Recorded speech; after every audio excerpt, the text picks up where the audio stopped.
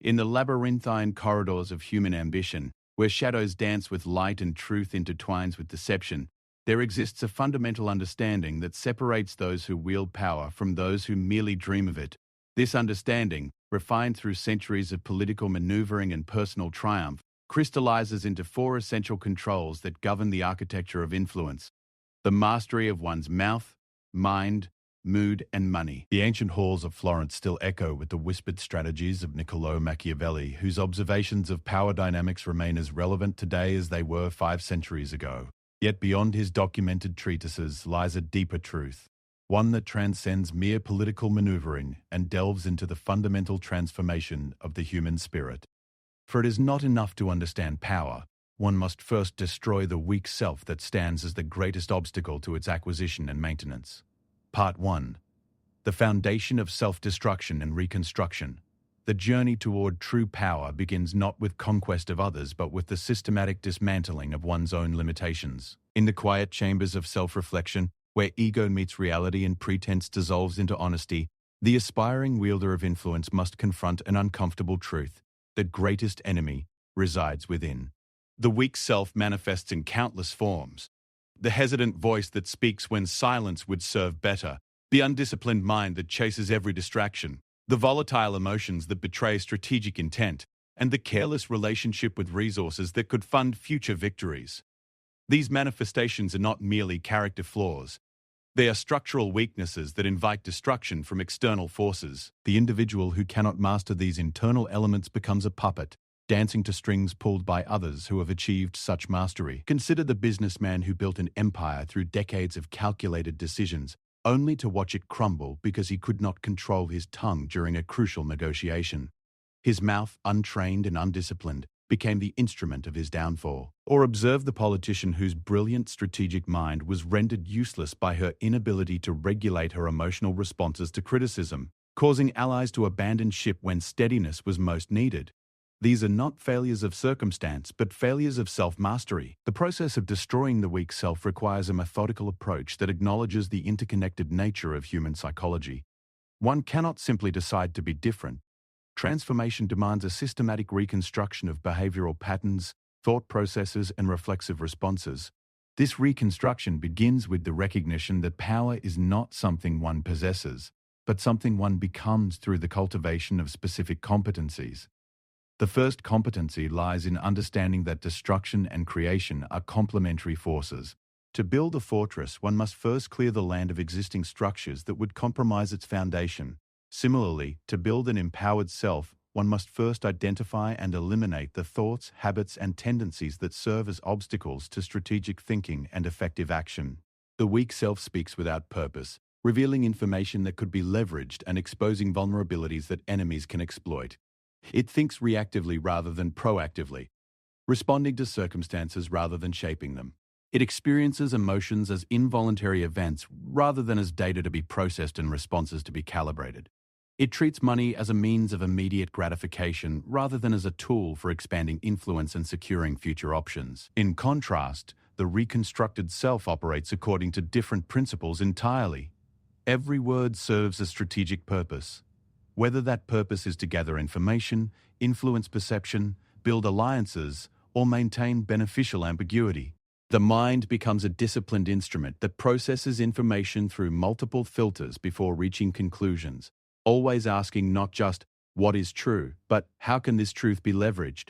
Emotions transform from uncontrollable reactions into valuable data streams that inform decision-making while never overwhelming rational analysis.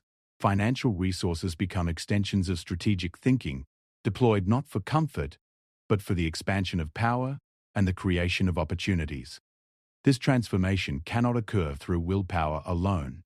It requires the development of systems and practices that gradually reshape neural pathways and behavioral defaults. The aspiring master of power must become a student of their own psychology, observing their reactions and responses with the same analytical detachment they would apply to studying an opponent. Every interaction becomes a laboratory for testing and refining new approaches to self-management. The destruction of the weak self also requires the cultivation of comfortable relationships with uncomfortable truths. Most people live within elaborate structures of self-deception, telling themselves stories about their motivations, capabilities, and circumstances that protect their ego but limit their effectiveness. The individual seeking genuine power must be willing to strip away these protective narratives and see themselves as they truly are, not as an exercise in self-flagellation, but as the foundation for authentic transformation. One of the most challenging aspects of this process involves recognizing that many socially reinforced behaviors actually serve to dissipate rather than concentrate power. The tendency to seek approval through people-pleasing, the habit of oversharing personal information, the impulse to react emotionally to provocations, and the pattern of spending money to signal status rather than build capability, all of these seemingly normal behaviors represent leaks in the vessel of personal power.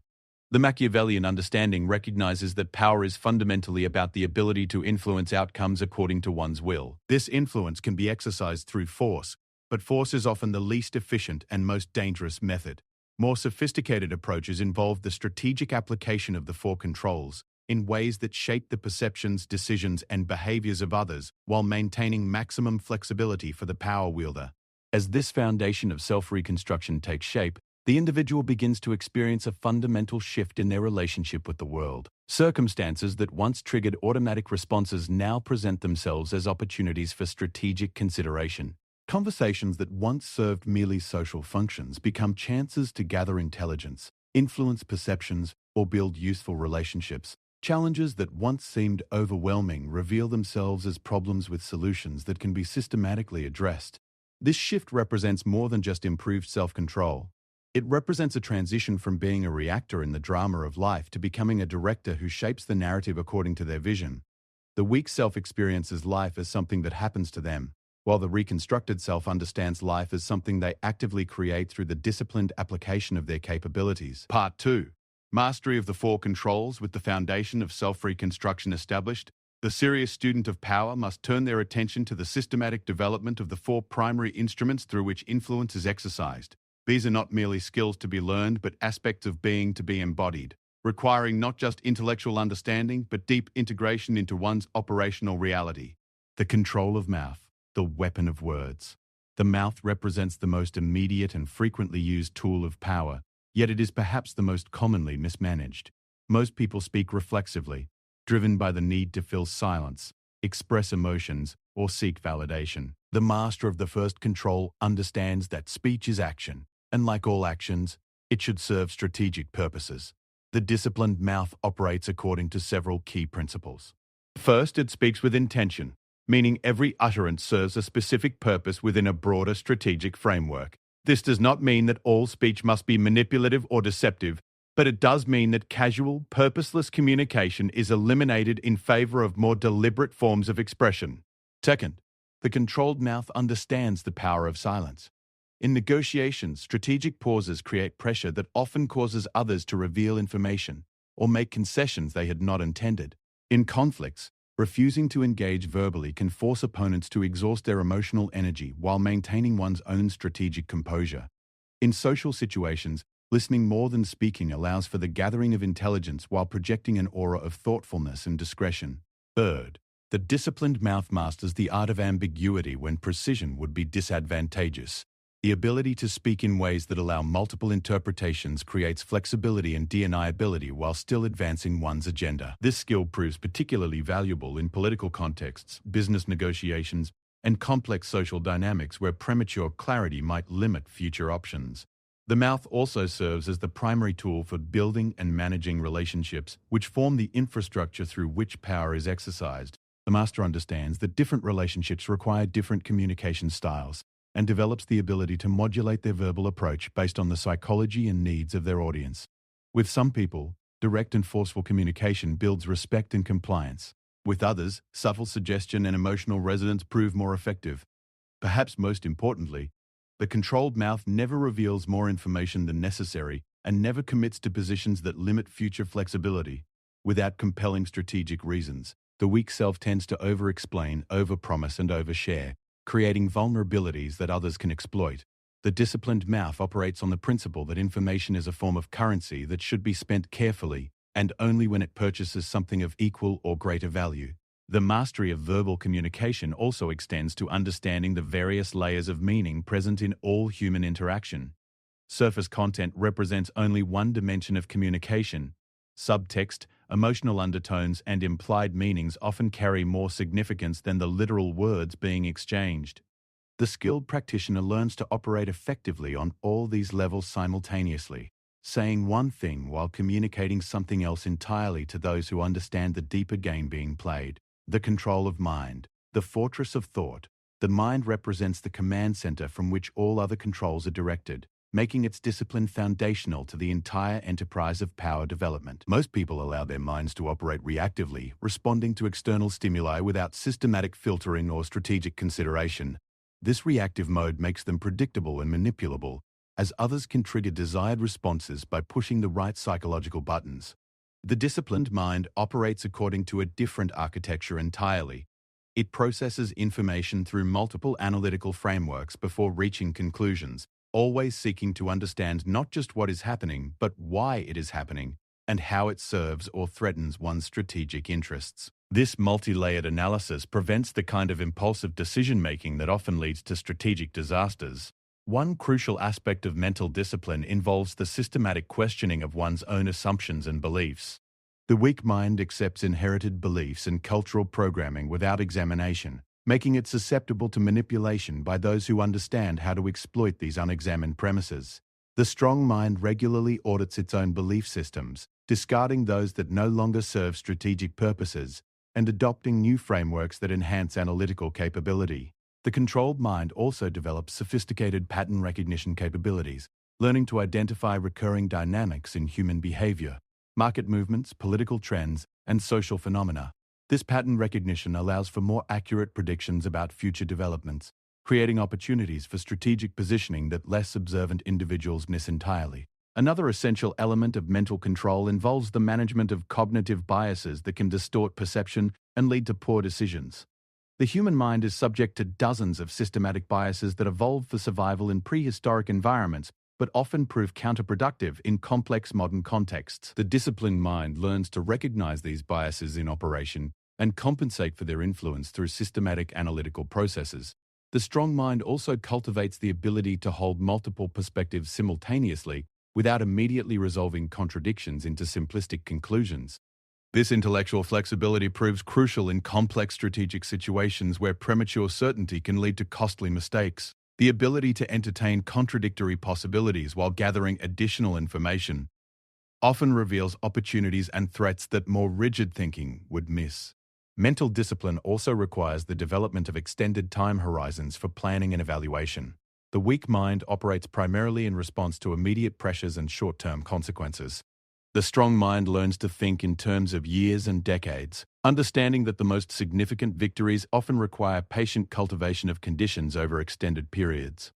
The control of mood, the regulation of internal whether emotional control represents perhaps the most challenging of the four disciplines, as it requires mastery over aspects of human psychology that feel involuntary and immediate. Yet the individual who cannot regulate their emotional responses remains vulnerable to manipulation and incapable of consistent strategic action. The mastery of mood begins with the recognition that emotions are not events that happen to us, but responses that we generate based on our interpretation of circumstances. This realization opens the possibility for conscious intervention in emotional processes, allowing for the cultivation of emotional responses that serve strategic purposes rather than merely expressing internal states. The disciplined individual learns to experience emotions as information, rather than as imperatives for action. Anger might signal that boundaries have been crossed or that resources are being threatened, but it does not require an immediate aggressive response. Fear might indicate potential dangers that deserve analytical attention, but it does not necessitate retreat or paralysis. Excitement might suggest that opportunities are present, but it should not override careful evaluation of risks and strategic considerations. This emotional discipline proves particularly crucial in interpersonal dynamics, where others often attempt to trigger emotional responses as a means of gaining advantage. The individual who can be easily angered, frightened, or excited provides their opponents with reliable levers for manipulation. In contrast, the person who maintains emotional equilibrium forces others to engage on intellectual and strategic grounds where superior preparation and analysis provide greater advantages. The control of mood also involves the cultivation of emotional states that enhance performance and strategic thinking. Confidence, calm alertness, and purposeful determination. represent emotional configurations that improve decision-making and increase the likelihood of successful action. These states can be cultivated through systematic practice, including physical disciplines, mental exercises, and environmental design. The emotionally disciplined individual also develops the ability to project emotional states strategically, displaying the emotional responses that serve their purposes rather than those that accurately reflect their internal experience. This capacity for emotional theater proves valuable in negotiations, leadership situations, and social contexts where certain emotional presentations create desired responses in others.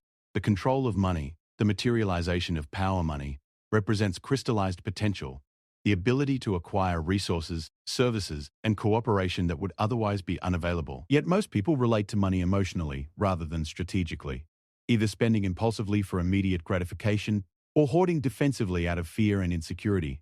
Both approaches limit the power-generating potential of financial resources.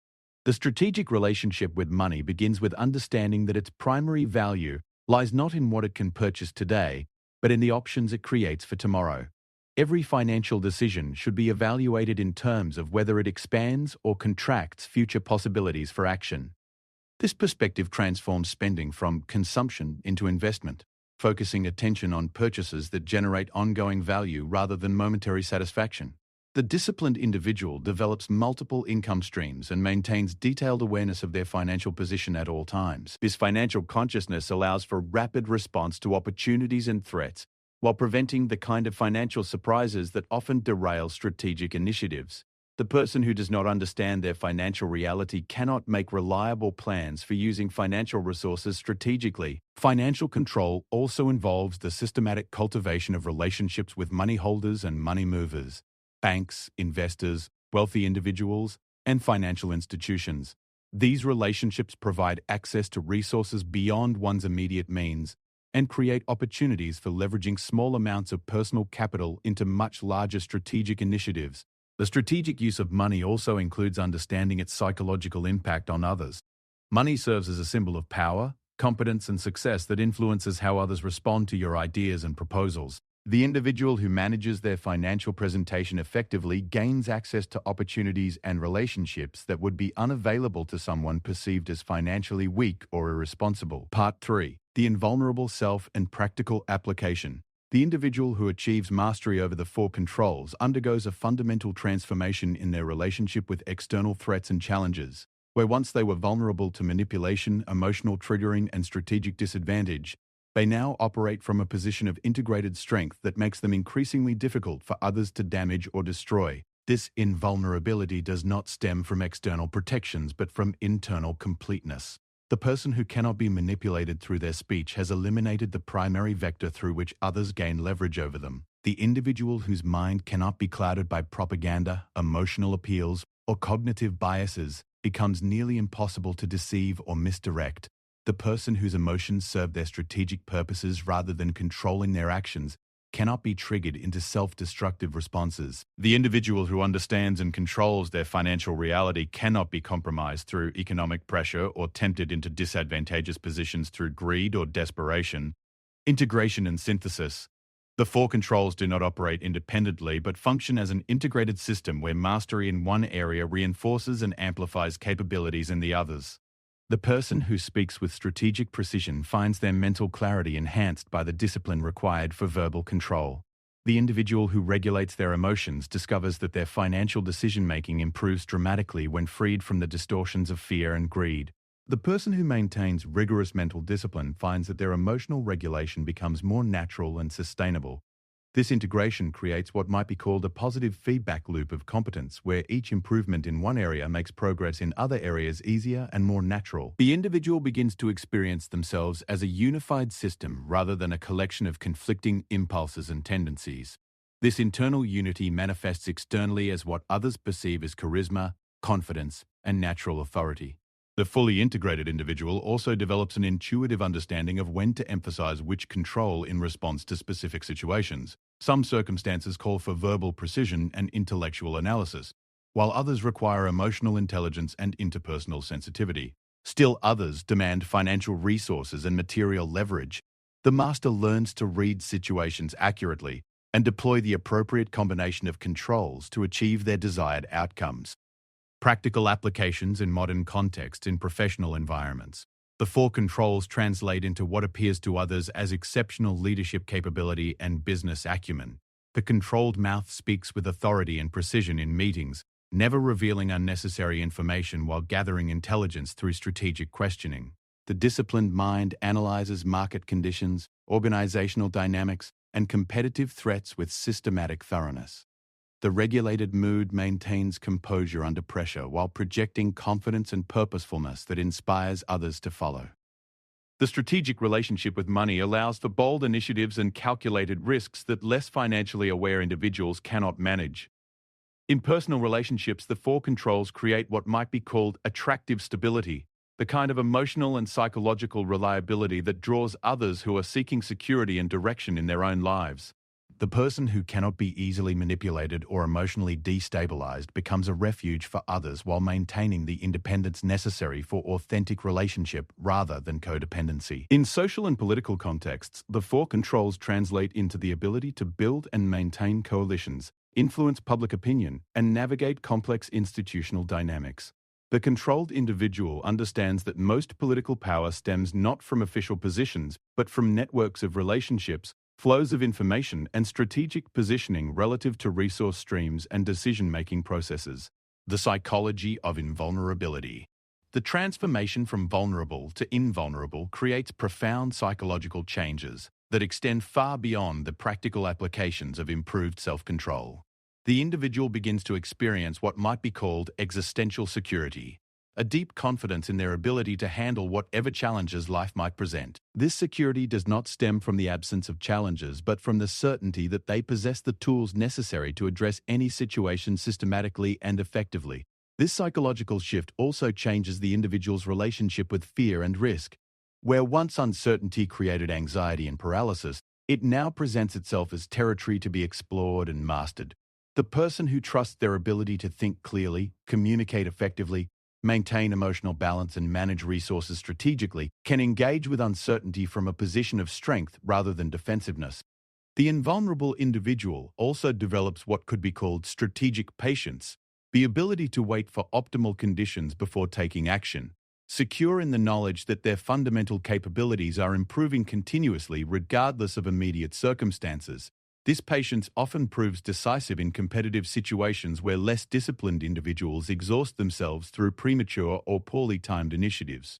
The paradox of strength through apparent weakness. One of the most sophisticated applications of the four controls involves the strategic use of apparent weakness to manipulate others' perceptions and actions.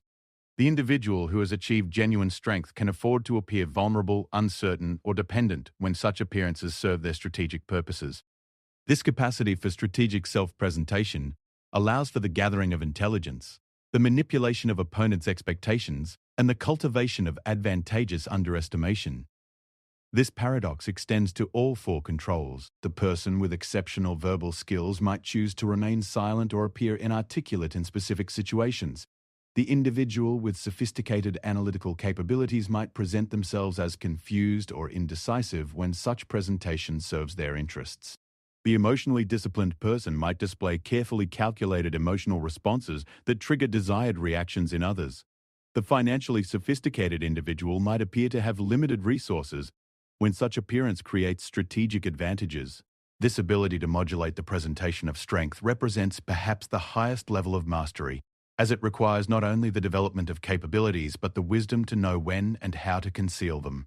Creating systems for continuous development. The achievement of basic competence in the four controls represents the beginning rather than the end of the developmental process. The individual who wishes to maintain and expand their capabilities must create systems for continuous improvement that operate automatically rather than requiring constant conscious attention. These systems might include regular periods of self-assessment and adjustment, ongoing education in areas relevant to strategic thinking, physical and mental practices that maintain and enhance regulatory capabilities, and social and professional networks that provide both opportunities for application and feedback on performance.